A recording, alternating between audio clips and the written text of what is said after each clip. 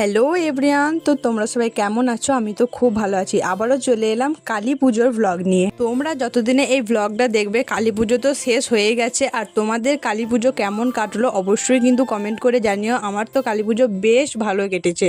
কালী পুজোর দিন সন্ধ্যাবেলা সুন্দর করে একটা শাড়ি পরে সেজে গুজে আমরা সবাই মিলে বেরিয়ে পড়েছি এখন ঠাকুর দেখতে।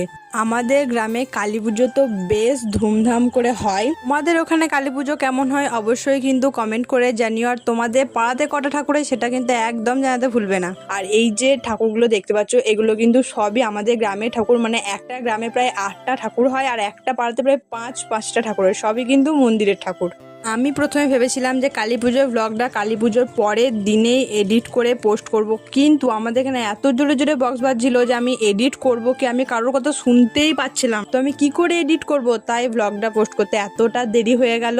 এই যে এটা হচ্ছে আমাদের খেপিমা, এখানে আমি আজকে রাত্রেবেলায় পুষ্পাঞ্জলি দেবো, মানে সারা রাত উপোস করে পুষ্পাঞ্জলি, সেই ব্লগও তোমার সাথে শেয়ার করবো। এখন আমরা তারাবাতি জ্বালাচ্ছি, মানে একটা ভিডিও শ্যুট করছি। তো যেহেতু আমি সারাদিন উপোস তাই এখন রাত 12টার সময় চা খাচ্ছি।